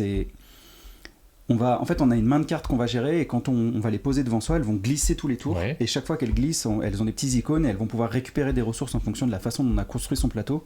Et quand les cartes elles sortent de son plateau, parce qu'on peut les empiler, on va faire un seul effet de toutes les cartes.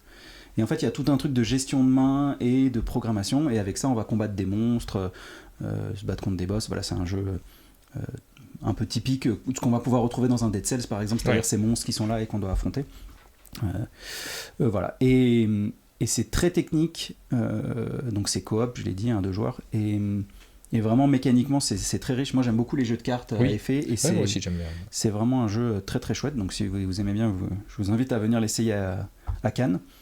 Et voilà, et il y a une vraie courbe de progression sur le jeu, il y a plusieurs decks qu'on peut jouer avec différentes manières de jouer. Voilà, c'est très... Enfin, moi je trouve le jeu vraiment très très chouette. Là on y joue beaucoup en ce moment avec Greg pour équilibrer les mondes, les ennemis, et c'est vrai que je prends un plaisir à chaque partie. Donc ça c'est Shifters, donc il sera proposé, il serait visible à Cannes, je pourrais vous faire un bon avis dessus, on sera là pour pouvoir le filmer également et vous le montrer, quelques images j'espère, en tout cas on a prévu de tourner dans les allées et regarder ce qui se passe chez les différents éditeurs, et en boutique, donc est-ce qu'il sera en boutique ? Oui. On aura une version boutique. Donc 2026 peut-être, hein, du coup, parce que là ça sera le financement. Je pense fin d'année, non, parce que là en fait, Malia avait du retard, mais en fait notre pratique du KS quand même d'habitude c'est plutôt d'arriver avec des jeux terminés, donc là c'est ce qu'on essaye de faire. C'est pour ça qu'on fait un gros travail là d'ici avril pour avoir fini le jeu, pour que derrière le financement on puisse le produire et le livrer sans vraiment de gros délais. Donc l'idée c'est de le livrer en fin d'année. Et de revenir à ce qu'on faisait avant, c'est-à-dire pas avoir de retard. Après c'est pas la même typologie de jeu non plus. Ici on a choisi aussi de faire un KS parce que déjà c'est un format très particulier, 1-2 joueurs en espèce de campagne en vrai, parce que il faut faire plusieurs parties pour aller au bout. Un monde c'est à peu près 1 heure de jeu, donc voilà, on n'enchaîne pas forcément tout d'un coup. Et il y a énormément d'illustrations, parce que je veux pas dire de bêtises, mais je pense qu'on est à plus de 40 000 € d'illustrations. Waouh! Voilà, donc il y a vraiment beaucoup de cartes, de choses, et donc là pour le coup il y avait ce truc de devoir gérer la rentabilité de ce type de projet. Voilà. Bah, écoute, on a hâte de le découvrir. Il sera jouable la carte ou juste présenté? Oui, non, il sera jouable. Et actuellement il y a la page de lancement Kickstarter, là je vois que tu l'as mis très aimablement, où ils peuvent s'abonner pour exactement. Pour alors ça c'est un truc qui permet aussi de, si ça vous intéresse, faites-le, parce que même pour Kickstarter, je crois que c'est une information qui est utile. on l'a lancé, je sais pas c'était hier ou je sais pas quoi. De cliquer sur me prévenir du lancement, ça vous engage à rien, mais ça permet aussi d'avoir d'être informé. Regardez, je le fais, il y a 43 abonnés, ça vient d'être lancé, c'est tout. Il y a 45 abonnés d'un coup, il y a quelqu'un qui nous a suivis en même temps. Bravo. Non, mais voilà. Si j'actualise. Parce que les gens, en général, dans le matinale, ils ne sont pas devant leur écran. Ils sont en train de faire d'autres trucs. Toujours 45. Personne ne fait en direct. On fait une hola à chaque abonnement. Alors, attention. 46, ouais. On passera un peu plus tard. Bon, voilà, si ça vous permet juste d'être informé. Non, mais c'est vraiment c'est une proposition de jeu qui est, je pense, qui est très innovante pour le coup. Et voilà. Très chouette. Attention. 48. Oh là là, ça y est, ça va marcher. C'est bon, on a réussi à lancer le jeu. Encore une mission réussie pour un monde de jeu. Voilà, donc Shifters. Est-ce qu'on a fait le tour de 2025? La boîte paraît grosse comme ça, mais en vrai elle est pas, elle est pas si grosse. Non, il reste un jeu. Il reste un jeu? Oui. Butterfly Effect. Tu dois pas avoir de visuel, je pense. Si. Alors, non, je pense que pas visuel. J'aurais pu faire un visuel de la photo, de la partie qu'on a faite hier, parce que j'ai eu la chance incroyable d'y jouer. Vous aurez juste le logo. Voilà. On va vous montrer. Qui n'est pas définitif encore. On va montrer une boîte blanche, pour l'instant, ça c'est très blanc. Mais... tout est blanc, on a fait des cartes.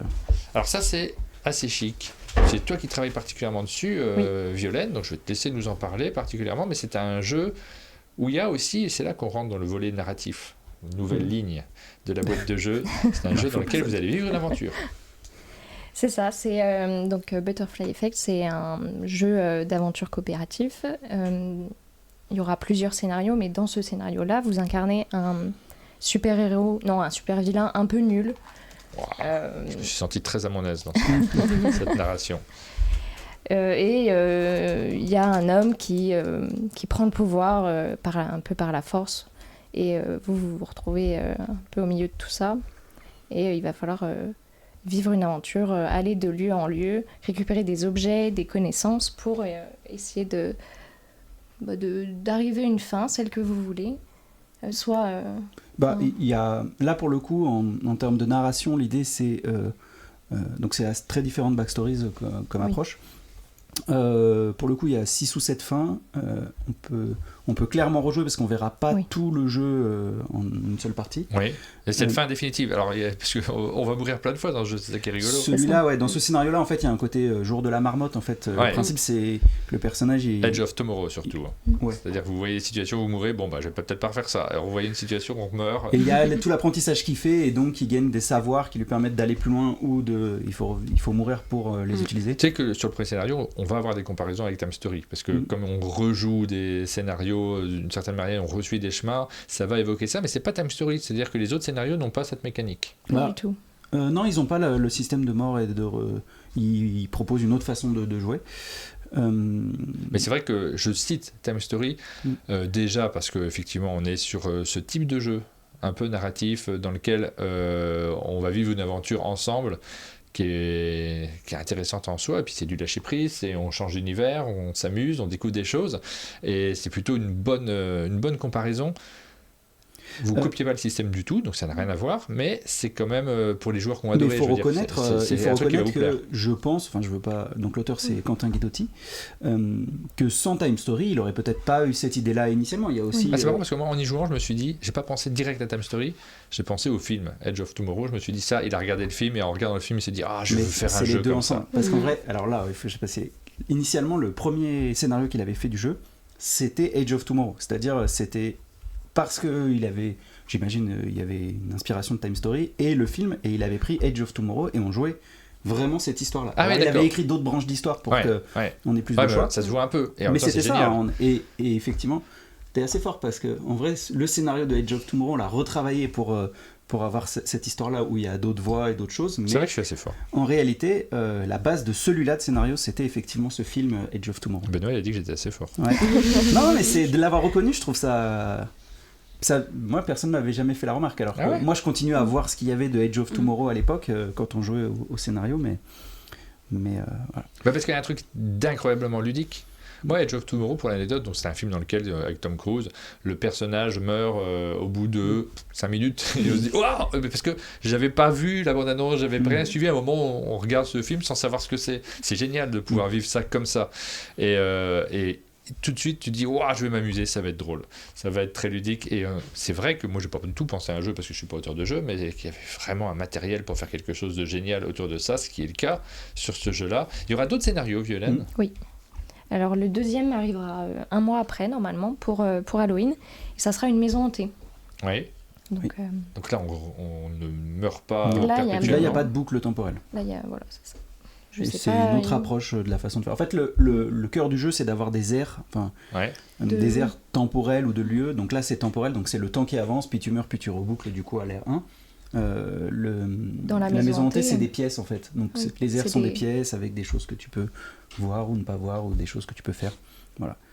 Il est plus dur et c'est une autre. Enfin, c'est deux approches très différentes. Ici, on a un jeu avec plus de fins où tu peux vraiment choisir un peu ce que va devenir ce personnage. Dans la maison hantée, pour le coup, c'est un scénario qui est assez dur à réussir. Du premier coup. Ouais, du premier coup. Ouais. Donc souvent, tu vas recommencer. Tu vas pas forcément réussir la première fois et tu vas recommencer pour dire attends, la dernière fois, ça s'est mal passé quand on a fait ça. Comment est-ce qu'on pourrait et c'est une gamme de jeu que moi je qualifierais quasiment de rejouable pour le coup en termes de narratif. Autant un Backstories par exemple, il y a des gens qui y rejouent et tout, mais moi je dis souvent que c'est pas, tu le vis une fois, après il y a trop de choses que tu sais. Ici il y a un vrai intérêt à rejouer quand tu connais le scénario. Tu vas l'appréhender différemment et essayer d'avoir d'autres fins, de te dire attends, la dernière fois on n'avait pas fait ça, ça se trouve on pourrait avoir tout ça. C'est un jeu, précisons-le, qui est vraiment drôle. Celui-ci, ce scénario-là, on rigole bien, en fait. Il y a cet aspect-là. Celui-là, il y a quand même pas mal d'humour, ce qui est moins le cas dans la maison hantée. On va pas se. Là, le jeu se moque un peu du joueur. Merci pour le spoil, nous dit Casimir sur Edge of Tomorrow. Après, il a plus de 5 ans. J'ai spoilé le principe du film, c'est-à-dire les 5 premières minutes qui sont dans la bande-annonce. Il n'y a que moi qui n'étais pas au courant. Il y a un deuxième film comme ça où je ne connaissais pas le principe, je l'ai lancé directement. C'est Titanic. Non, c'est pas Titanic. Jurassic Park. Je crois qu'il y a un bateau, je crois, dans Titanic. Je suis pas sûr. Non, c'est le film Shaun of the Dead, je crois. Et je ne savais pas que c'était un film rigolo. Je me lance un film de zombies comme ça, en disant je n'ai pas vu la bande-annonce, rien. Ça commence, et on le regarde avec un copain et on ne sait pas du tout que c'est rigolo. Et quand d'un seul coup, il y a les premières scènes vraiment marrantes, on est sidéré. Et j'ai un très beau souvenir de cette surprise-là. C'est bien des fois de ne pas connaître, de ne pas avoir vu les bandes-annonces. Ça n'arrive pas souvent, mais c'est cool de pouvoir vivre ça. C'est vraiment tentant, nous dit-on. Ouais, ça a l'air pas mal, je vous confirme. On a vécu une belle aventure sur ce jeu-là. J'ai hâte de découvrir la suite, moi, de partir dans la maison hantée. Merci.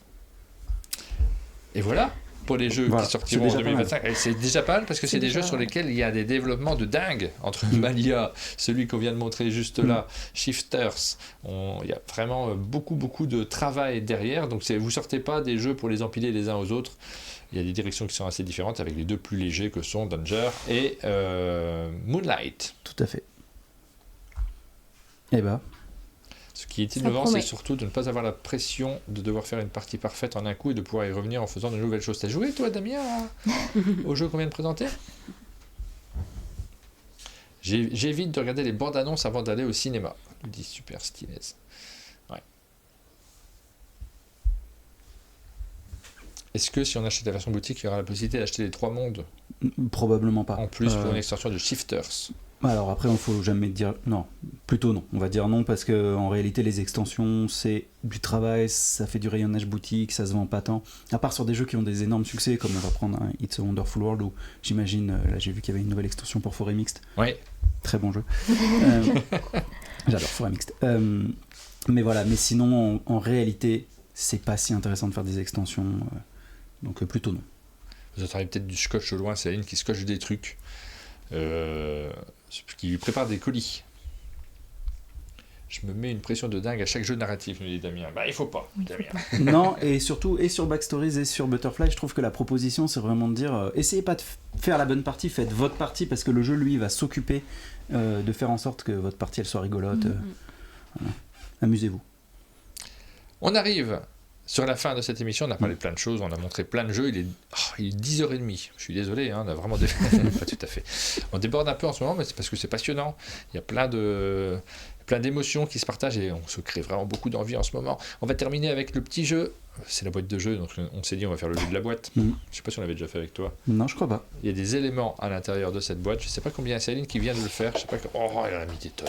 Elle a mis des tonnes de trucs. On va voir si vous êtes capable de reconnaître vos jeux de société à l'intérieur et desquels il s'agit plus particulièrement. Donc chacun à votre tour, vous pourrez glisser votre main dans la boîte, sortir un élément et avant de le sortir, nous dire ça vient de courtisan par exemple, je sais pas. De nos jeux. Ouais.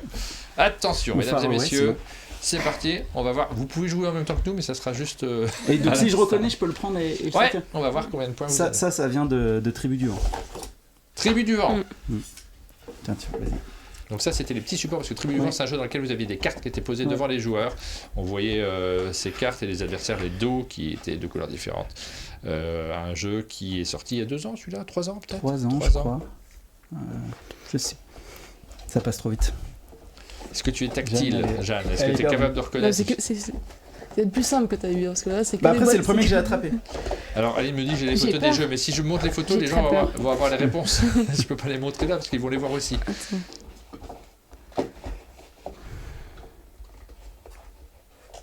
C'est plus dur de passer en 3e. Ah ouais, là j'ai la pression. Il y a plus que 3 trucs. Bon, je vais faire un Wally. Tu peux te tromper, c'est pas... Ouais, je veux dire, ça vient de Evil Corp. Oh! Waouh! Parce qu'il n'y a qu'un seul jeu avec un petit sac comme ça. Non, il y en a pas mal. Il y en a pas mal. En plus, il est pas brodé, donc là, pour reconnaître... Là, fais voir en termes de toucher si... Evil Corp, donc Evil Corp, c'est un jeu... Ou pas du tout? Non, c'est le seul truc qui n'est pas une petite boîte en carton dans le jeu. Le point de vue tactile est compliqué quand même là-dessus. C'est un jeu qui est sorti fin 2023. Malheureusement pas votre plus gros succès, je crois. Non, pas trop. Ça arrive, mais l'univers était très chouette aussi. Moi, j'aime beaucoup l'univers du jeu, la proposition. J'espère qu'Aline a bien noté quel matériel va dans quelle boîte, sinon ça sera la galère pour tout ranger. Allez, Viviane. Ça, je dirais que c'est It's a Wonderful World. Attention, It's a Wonderful World. Oui, c'est ça. Pour l'instant, c'est bon, ils connaissent les jeux. Ah oui, non, mais là, c'est quand même facile. Parce que, c'est une boîte. Vous avez le droit de secouer. Il y a du toucher, il y a de l'ouïe. C'est une boîte, c'est une boîte, c'est une boîte. C'est les différents pions de It's a Wonderful World. Là, c'est les cubes verts. Il y a un truc, j'aimerais bien que ça soit toi qui l'ait, parce que... De quoi? Parce qu'ils connaissent leur jeu. Oui, ça, j'ai eu un doute là-dessus. Elle dit qu'elle a choisi en étant sûre de se rappeler. Ça... Oh là là, qu'est-ce que ça peut être? Une boîte avec des cartes dedans. Une boîte avec des cartes dedans. C'est dur, hein. En fait, c'est très dur. Moi, Tu sais ce que c'est, toi? Je te la laisse. C'est vraiment dur en vrai, parce que... Indice, on en a discuté. Combien il y en a, Aline? Tu sais le nombre de... Ça, c'est un plateau. Je vois que je vais pas trouver ce que c'est, mais je pense que je devrais. En plus, il a une forme... il a des découpes avec des dents. Mais oui. Et juste, qu'est-ce que c'est que ce nom? Qu'est-ce que ça peut être comme jeu? Allez, je vais pas trouver, je vais le sortir pour pas que ça traîne. Oh putain, Whistle Stop. Whistle Stop. Parce que là, il y a des localisations. Ah oui, non, vraiment, Ah oui. Okay. Attends, vidéo, hop. Fais voir le petit plateau qu'il fallait découvrir. Whistle Stop. Donc, localisation. Il y a une possibilité qu'on reconnaisse pas. Déjà, c'est un point négatif. Alors là, j'aurais pas eu parce que j'ai jamais joué à Whistle Stop. Tu sors le truc. Je savais pas qu'il y avait les localisations. Bon, bah tiens. Non. En même temps, petit indice, c'est pas des jeux qu'on a ramenés ici. Donc, oui. C'est ceux qui sont restés là-bas. Oui. Mais t'as dit que tu savais, il y avait un truc. Je regarde. Parce qu'il y a des trucs que j'avais pas touché la première fois. Donc, par curiosité. Il y a 10 éléments à trouver. On a déjà sorti. Oh là là, d'accord, ok. Ça va être long. Ah oui. Alors, ça, je crois, mais. En fait, c'est trop gros pour être ce que je pense. Moi, je pense que je sais pas si je saurais trouver des éléments. Il y en a, c'est pas facile parce que. Ça, je me demande si c'est pas, du coup, ce que je pensais, c'est de... Enquête à Los Angeles. Vas-y. Truc de boîte. Ah oui. Waouh, bravo. Voilà. Enquête à Los Angeles. J'étais pas sûre, je me disais quand même gros. Je pensais que c'était beaucoup plus... Il y a 15... Enfin, il y a non mais t'as raison, moi j'ai cherché un jeu où on avait des boîtes et des cartes. Et il y a des jetons aussi. Ah oui, il y a des jetons aussi dedans. Premier jeu un peu narratif en fait que vous avez fait celui-ci. Ouais, de Van Rider, un très très chouette jeu. Je sais pas si c'est l'extension ou pas, mais... Je crois que c'est la première, celle-ci, Boulevard du Crime, ou la deuxième d'enquête. Hop, c'était des petites boîtes dans lesquelles vous aviez, c'est très agréable au niveau du matériel aussi, ces petites boîtes de scénario. Je trouve ça génial, on dirait des disquettes. Ouais. Là, ce qui reste, c'est vraiment très dur. Là, j'ai un petit jeu. Ça sort d'où? Vas-y, sors-le. Trop mini boîte. Tente un jeu qui est là-bas. Courtisan. Ah, et mince. Alors ça, c'est Montana. Montana. Là, on est sur les jeux qui datent. C'était la toute première localisation qu'on avait faite de White Goblin. On avait refait la boîte et tout ça. Rudy Gordon, si je me souviens bien, Montana. Jeu à l'allemande, mais très chouette. Ça doit être dans la boîte KS, je pense, cette petite boîte. Non, parce qu'il n'y a pas la coupelle. Il n'y a pas la coupelle, je pense, parce qu'elle était peut-être livrée à part ou je sais pas. Comme ça, c'était la boîte caisse, ça. Si, il y a la coupelle à l'intérieur. Alors vraiment, je me suis dit, je l'ai pas entendu. Avec une petite coupelle. Je crois qu'elle rentre pile dedans. Donc oui, ça, je devrais trouver ce que c'est, un gros jeton avec des trous. Oui, ça. Un gros jeton avec des trous. Je vais pas trouver, mais je vais. Ah si, je sais ce que c'est. C'est Whistle Mountain. Voilà. Autre localisation, on a parlé de Whistle. Qu'est-ce que c'est que ce truc? Maintenant qu'on m'a dit qu'il y avait des localisations, je peux les trouver. C'est que des jeux auxquels j'ai pas joué. Et là, c'est pointu quand même. Il y a un truc plat. C'est pas si simple. Il y a une. Ouais, parce qu'il faut se rappeler. Animalia. Animalia. Un de mes jeux préférés de chez la boîte de jeux. J'ai beaucoup d'attachement à Animalia. Je connais cette boîte, je connais cette taille de carte. Ok, il reste. On n'est pas si mal en vrai. On s'est trompé 2 fois. Je crois qu'il y en a fois, non, il y a celui-là là-bas que j'avais pas trouvé. Et celui-là. Et ça, est-ce que ça serait pas Outlive? Pas du tout. C'est pas notre jeu ça. Ça c'est le fameux Botanicus qui était sur notre étage. Aline nous fait des blagues. Celui qui se passe. Il y avait hier on a vu au milieu des boîtes, la boîte de jeu, il y a un Botanicus qui a été rangé là par je sais pas qui. Et du coup, Aline a mis la boîte de Botanicus à retrouver. Il n'y a plus rien je crois. Si, il reste un jeton. Il reste un jeton, je sais pas ce que c'est. C'est une forme. Mais il est assez gros en fait, donc c'est ça qui. Je vais choisir une de nos localisations. Dinosaur World. Ah non, ça c'est Furnace, enfin Léo Fourneau. Léo Fourneau, voilà, autre localisation. Léo Fourneau. Voilà pour les. Bravo, vous avez fait un beau score finalement. Vous en avez trouvé 6 sur les 10. Enfin, les 10, les 9. Parce que celui-là, Botanicus, c'était dur quand même à trouver. Merci beaucoup pour cette venue au chalet, pour avoir partagé avec nous les différents jeux. Je crois vraiment qu'on a créé des envies chez les gens. J'ai entendu beaucoup d'enthousiasme à la fois sur Shifters, sur celui dont on ne dira pas d'image, sur le site Butterfly Effect. Ça vous attire particulièrement. Moonlight, que j'ai pas joué, donc on a un peu moins parlé de celui-ci, ça nous laisse encore des choses à découvrir, parce qu'on vous a écouté bien entendu, mais bon, on aime bien manipuler les jeux. Malia évidemment est très attendu. Danger, j'ai lu beaucoup de commentaires sympathiques sur ce jeu-là, je pense qu'il est attendu. Merci pour toutes ces présentations. Merci beaucoup. Merci. Oui. Et puis nous, on va se retrouver lundi pour de nouvelles émissions. Lundi, c'est la fameuse émission sur la bande dessinée. Peut-être qu'on parlera un peu d'Anouk Ricard qui vient de remporter le Grand Prix à Angoulême. Si vous ne la connaissez pas, on vous dira 2-3 mots sur la bande dessinée. Sur les séries aussi, on n'a pas regardé grand-chose. Je ne sais pas si vous avez regardé beaucoup de séries, mais nous, cette semaine, on a beaucoup reçu du monde aussi, beaucoup travaillé, et on n'a pas vu de choses exceptionnelles, mais on regardera ce qui arrive dans le mois de février, parce que c'est le moment où toutes les plateformes annoncent leurs nouvelles arrivées séries. Et puis, jeux de société avec les sorties, bien entendu. Ça, c'est l'émission du lundi. On aura du monde, puisque mardi, on a Vlad qui passe au chalet. Pour nous présenter des jeux également. Donc vous découvrez, on a un invité mardi, et ensuite, comme d'habitude, les actus ludiques le jeudi. J'ai plus en tête qui passe au chalet en fin de semaine. J'ai pas tout retenu. Vous découvrirez ça. J'espère que c'est pas catch-up. Ah non, parce que là, on les supporte pas. C'est il n'y a pas longtemps. C'est la fin de cette émission. Merci de nous avoir suivis. Bonne journée, bon week-end, et à lundi. Salut.